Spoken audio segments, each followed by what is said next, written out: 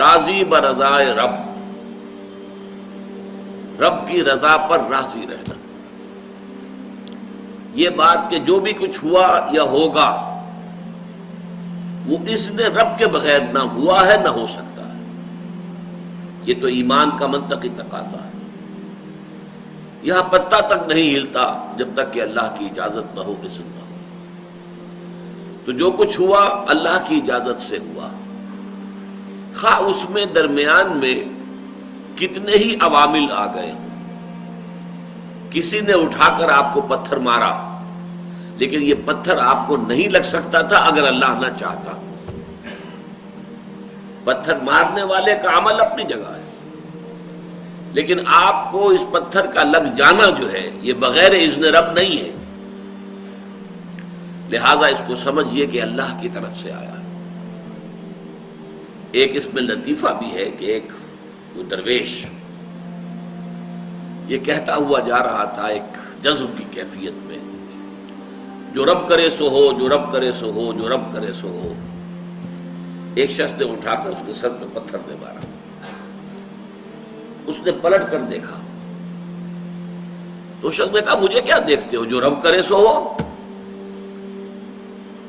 تو اس درویش نے جواب دیا کہ یہ پتھر مجھے تو رب کے مارے ہی لگا ہے، لیکن میں دیکھ یہ رہا تھا کہ بیچ میں منہ کس کا کالا ہو گیا،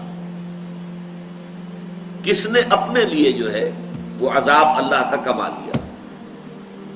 ورنہ مجھے بہرحال یہ پتھر لگا ہے تو اس میں اذن رب شامل ہے. اچھا، اب جو شے اذن رب سے ہو رہی ہے، بندہ مومن کا اگر اپنا تعلق اللہ کے ساتھ مخلصانہ ہے، اس میں منافقت نہیں ہے، اس میں ریا نہیں ہے، اس میں دھوکہ نہیں ہے، اس میں فریب نہیں. مخلص، مخلصین لہ الدین، تو اللہ تعالیٰ کا تعلق بھی اس کے ساتھ ریسیپروکیٹ کرتا ہے. اللہ تعالیٰ انا عند ظن عبدی بی، حضور یہ اللہ کا قول ہے حدیث قدسی میں کہ میرا بندہ میرے بارے میں جو کچھ گمان کرتا ہے میں وہی سلوک اس کے ساتھ کرتا ہوں. اللہ تعالیٰ بھی مخلص ہے. اللہ تعالیٰ کی مرضی کے بغیر کچھ نہیں ہو سکتا. تو یقیناً جو کچھ ہوا ہے اس میں میرے لیے خیر ہے، چاہے فوری طور پر مجھے ناگوار گزرا ہے، مجھے تکلیف ہوئی ہے، میرے لیے یہ شے جو ہے ناپسندیدہ ہے، لیکن ان دی لانگ رن مجھے یقین ہے کہ اس میں خیر ہے. بیدک الخیر انک علی کل شیء قدیر، اے اللہ تیرے ہاتھ میں خیر ہی خیر ہے، تو ہر چیز پر قادر ہے. اچھا، جو ہوگا وہ بھی اذن رب کے بغیر نہیں ہوگا. یہی تصور اس کے بارے میں ہونا ضروری ہے. اسی کا نتیجہ یہ نکلتا ہے جس کو قرآن مجید بار بار کہتا ہے، بار بار کہتا ہے، بار بار کہتا ہے، لا خوف علیہم ولا هم یحزنون. کیا مطلب اس کا؟ نہ ان پر کوئی خوف ہے نہ حزن سے دو چار ہوتے ہیں. عام طور پر یہ سمجھا جاتا ہے کہ یہ آخرت میں ہوگا. آخرت میں تو بتمام و کمال ہوگا، دنیا میں بھی ہوتا ہے. خوف کس بات کا بھائی؟ ہوگا وہی جو میرا رب چاہے گا. وہ میرا دوست ہے، میں اس کا ولی، وہ میرا ولی. الا ان اولیاء اللہ لا خوف علیہم ولا هم یحزنون. جو اللہ کے ولی ہوتے ہیں، اللہ کے دوست ہوتے ہیں، ان کے نہ کوئی خوف ہوتا نہ حزن ہوتا. خوف کس بات کا؟ ہوگا وہ جو اللہ چاہے گا، اور جو کچھ اللہ چاہے گا اس میں کوئی نہ کوئی خیر ہوگا، چاہے فوری طور پر مجھے نظر نہ آئے. قرآن کہتا ہے سورہ بقرہ میں عسیٰ ان تکرہوا شیئا وہو خیر لکم وعسیٰ ان تحبوا شیئا وہو شر لکم.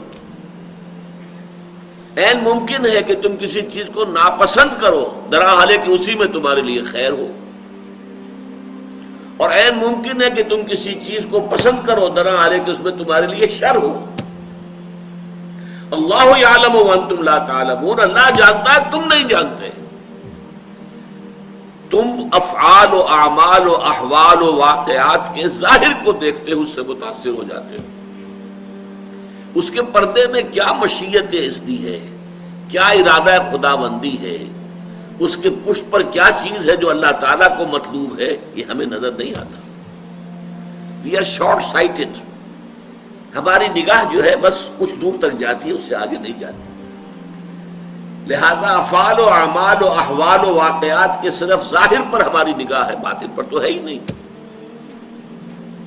لہذا ہم اس سے متاثر ہوتے ہیں. تو در حقیقت ایمان کا حاصل الا ان اولیاء اللہ لا خوف علیہم ولا هم یحزنون. اللہ کے دوستوں پر نہ کوئی حزن ہے نہ خوف ہے، کوئی سوال ہی پیدا نہیں ہوتا. اسی طریقے سے قرآن مجید جو ہے بلند ترین مقام جو انسان کا ہو سکتا ہے، اس کی تعبیر کے لیے الفاظ استعمال کرتا ہے رضی اللہ عنہم ورضوا عنہ. اللہ ان سے راضی ہو گیا، وہ اللہ سے راضی ہو گئے. یہ باہمی رضامندی ہے، دو طرفہ اللہ کے ساتھ تعلق ہوتا ہے، دو طرفہ تعلق ہوتا ہے. تم اللہ سے محبت کرو گے، اللہ تم سے محبت کرے گا. تم اللہ کے ساتھ مخلص ہوگے، اللہ تعالیٰ تمہیں واقعتاً اپنا مخلص بندہ بنا لے گا. تم اللہ کی طرف چل کر آؤ گے، اللہ تمہاری طرف دوڑ کر آئے گا. تم بارش بڑھاؤ گے، اللہ ہاتھ بڑھائے گا. تم اسے محفل میں یاد کرو گے، اللہ اس سے کہیں بہتر محفل میں تمہارا تذکرہ کرے گا، ملائکہ مقربین کی محفل میں. تم اللہ کو اپنے دل میں یاد کرو گے، اللہ اپنے جی میں تمہیں یاد کرے گا. یہ دو طرفہ معاملہ ہے. تم اللہ کی مدد کرو گے، اللہ تمہاری مدد کرے گا. ان تنصروا اللہ ینصرکم ویثبت اقدامکم. اگر تم اللہ کی مدد کرو گے، اللہ کی مدد سے مراد کیا؟ اللہ کے دین کی مدد، اس کی نصرت. اللہ تمہاری مدد کرے گا. یہ رضی اللہ عنہم ورضوا عنہ سورہ مائدہ میں بھی آ رہا ہے، سورہ توبہ میں، سورہ مجادلہ میں، سورہ بینہ میں 4 مرتبہ.